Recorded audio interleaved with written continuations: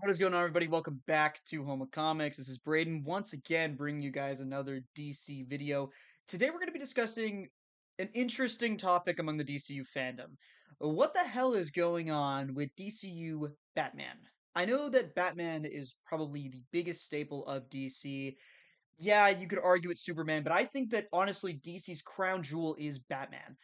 Time and time again, we've seen the Batman movies be at the top of the market. We've seen the comics for Batman be at the top of the market. We've seen Batman video games. A lot of Batman video games. I mean, a lot of Batman video games. And there's no doubt, too, that, as part of the Trinity, he is one of DC's premier three characters, no matter how you want to spin it. So why isn't he in the DCU yet? At least, why is he kind of not in the DCU yet? Anyone who's anyone knows that The Brave and the Bold has been in development at DC Studios for a long time. Like a long time. Like 3 years long. And movies typically don't need to be in development for that long. If a movie has been announced, it will typically take a few years for it to film and cast and come out and stuff. And you have to write a script, you have to get a director on board and all that.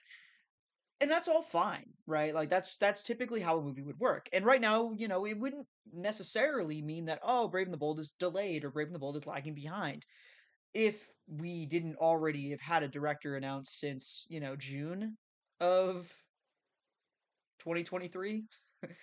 Andy Muschietti has been the director of Brave and the Bold at least since then, and that's just purely my recollection. In general, I think we've kind of known that this has always been the director of this movie for a while. We've always kind of just known this. And people never stop to think, wait a minute, it's been 3 years. We've known that director was attached. It's been 3 years. Why don't we have a movie yet? Especially when everything else at DC Studios seems to be going swimmingly. We've had Supergirl get greenlit. We've had Lanterns get greenlit. We've had Clayface exist and then get greenlit. We've had Man of Tomorrow get greenlit. A sequel to Superman, which also got greenlit. And to be fair, Superman was always kind of first. That's fair.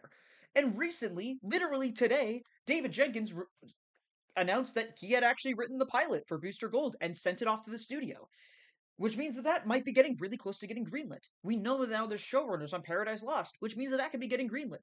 I'm pretty sure they're going to greenlight Wonder Woman any day now. But no Brave and the Bold. No Batman. And look, it's one thing to prioritize Wonder Woman, I think, over Batman. I think a lot of people understand that to a degree. Wonder Woman's another one of the Trinity. There's also a female hero, and in honesty, I don't really know how many of those are going to get movies in the DCU. Supergirl is our first female-led project. I do expect Wonder Woman to follow suit shortly after, but I don't think we're going to get a Zatanna movie. We might get a show, we might get a mini-series, but I don't think we're going to get a movie about her. And if we do, it's probably just going to tie into a larger Justice League Dark movie anyway. So again, it wouldn't really be her. It would be like her sharing the spotlight with like a bunch of other heroes. Batman makes sense to be deprioritized maybe over Wonder Woman. I still think he's a bigger character than Wonder Woman, but that's simply my opinion. However, we know that Batman is still getting movies at DC Studios. We know actually as of last week that the Batman Part 2 had begun filming. Directed by Matt Reeves, written by Matt Tomlin. We know that this movie has been a thing for a while now. Actually, since the Chapter 1 slate reveal as well. They announced that the Batman Part 2 would have a release date of 2025. I believe it was October of 2025. And that we would be getting that again within the next 2 years. Which makes sense. Of course, if you're going to greenlight another Batman movie, you probably want to wait until the Batman Part 2 is finished at the very least. And that has been the philosophy over at DC Studios. James Gunn has said repeatedly that the Batman Part 2 and Brave and the Bold will not come out in the same calendar year. He's even gone so far as to say that really no Batman project will coexist with another one at the same year. Which leads to a small problem. You see, later on, a little bit after the Chapter 1 slate, James Gunn announced Dynamic Duo, which its canonicity is uncertain. We don't really know if it's canon to the DCU. We know it's not canon to the Reeseverse, but that's kind of all we know about it. My personal opinion is that it's another Elseworlds tale because DC really likes to do those for some reason. I don't think that it's a winning strategy, and I'm certainly a video for another day. But I will say I do think Dynamic Duo is Elseworlds. However, if it's not, or even if it is, It sort of implies that Brave and the Bold cannot come out in 2028 if it's being considered a Batman project. We know it's a Bat family project, but it's unclear if Gunn really considers that to be a Batman project and would confuse general audiences if Brave and the Bold also came out that same year. What we do know is that Brave and the Bold is not out this year, and it won't be out next year. And it makes sense. It's not been cast. We have a writer and a director, but I'm not certain how long either of them are going to last. We don't have a cast. We don't have a finished script, even if we have a writer. So yeah, that's Brave and the Bold right now. That's currently where we're at. We're thinking maybe 2028, but more likely 2029 for a release date, which would be approximately 6 years after it was first announced, which is definitely not normal. For example, let me give you an example from Marvel. Marvel announced Fantastic Four in 2019. We did end up getting that movie 6 years later, but that was not a normal circumstance. It was initially, I think, expected to come out in 2023 and got delayed 2 years eventually to 2025. So it's not normal for a movie to be announced and then, and really, Fantastic Four was like barely teased at that point. We didn't even know that it was a movie on the slate, other than just, okay, of course, we're going to get Fantastic Four at some point. By the time we actually learned when it was coming out in 2022, yeah, I think at that point it had already been moved to like 2024 and eventually would get moved back to 2025. But that's a big example of a movie that really did get pushed back for a long time at Marvel Studios. Except Marvel Studios got a lot of flack for it. They were constantly getting pressed on stuff like that, stuff like Blade. What do you think is coming out first, Blade or Brave and the Bold? Because it shouldn't be Blade. Like, if DC had any sort of inkling of a clue as to how important Batman was to their franchise, they probably would try to prioritize that way more than Marvel would try to prioritize Blade. Because at this point, I don't see many people really clamoring for Blade. I mean, I would like it, but like, I think we can all agree at this point is just not the right time for Blade. It is, however, the right time for Batman. Why? Well, we're getting Clayface this year. We're getting the Batman Part 2 next year. We're getting Dynamic Duo in 2028. A lot of people have sat there and said, well, that's a lot of Batman content. Yeah. But is it going to even feature the DCU Batman in any of these projects? Remains to be seen.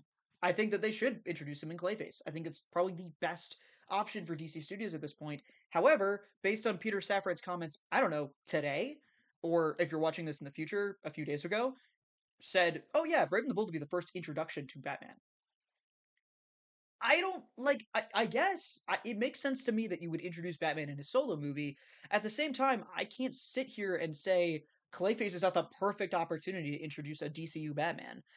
And it leads us to another big open question, which is why isn't Matt Reeves' Batman just the Batman of the DCU? Maybe you just groaned right now, or maybe you're starting to cheer because you think I'm on your side for a potential merging of the Reevesverse and the DCU. And to be fair, you're kind of right. I would like to see that. I do not think it's going to happen. And I don't think it's going to happen because I think Gunn really believes in his vision of Batman. He believes in a Batman that's fantastical, that has a son, that is a gun Batman, and I don't know if that's a good or bad thing. Reeves obviously has a completely different take on Batman. He is a Batman that is a detective that solves like noir crimes. He's methodical. He's calculated, which is kind of like how Batman is in the comics. And also, Gunn's version is sort of how he is in the comics. Wait, does Batman have multiple personality traits? That's really the answer, right? Like that's it. That's we've cracked the code, right? Matt Reeves' Batman is one specific version of Batman. What it seems like James Gunn's version is going to be is yet another version of Batman. What everyone's failing to recognize is that they are both just Batman. That Batman just has layers to him. He has tons of different personality. He's got this detective angle. He's got this very fantastical angle, an almost goofy angle to him. Stuff that has never been fully explored in any movie thus far. We've gotten the 60s Batman, who was goofy. We've gotten the 80s Batman, who was still kind of goofy, but like a little bit more dark and brooding. We've gotten the Nolan Batman, which was kind of not even really Batman in a lot of ways. Shout out Christopher Nolan, though, I guess. We got the Snyder Batman. We got the Snyder Batman. And then of course we got Reeves' take on Batman, who was probably the most complete version of Batman we've gotten so far. Do we really think that Gunn is going to either one give us a way more complete version that also encompasses Reeves' sort of take on the character, or is it far more likely that we're going to just get a reaction to Reeves as Batman rather than just Batman?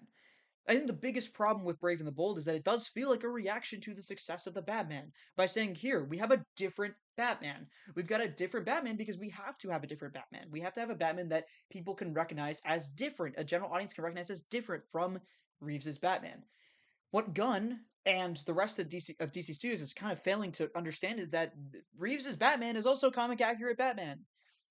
You know, like yes, he's a little bit grittier, he's a little bit different, but he's also very much in line with the comic books. And unfortunately, even if you make a Batman movie that is fantastical and whimsy and, is somehow very different feeling from Reeves's Gotham and from Reeves's vision, it doesn't really matter because you're still not adapting a full Batman. You're still adapting this fantastical aspect of him rather than an entire character. What the DCU needs to do is adapt Batman. And I think that they have a formula to do it. I think that they have a Reeves led Batman that has gotten critical praise. Everyone loves Robert Pattinson in the role. Robert Pattinson is no stranger to franchises. Certainly be down to do it. Why haven't they done it? This is the big kicker. And it's another open-ended question because we don't know. We don't know why Matt Reeves said we're not doing it. We don't know why James Gunn maybe had said we're not doing Emerge. What we do know is that Brave and the Bold will probably come out in 2029. It seems like the most opportune date at this point for DC Studios, maybe 2028, but I'm considering 2029. And to let you guys know how far into the future 2029 actually is, no matter what, we will have a new president of the United States. So think about that when you think about the next time you want to see Batman in the DCU.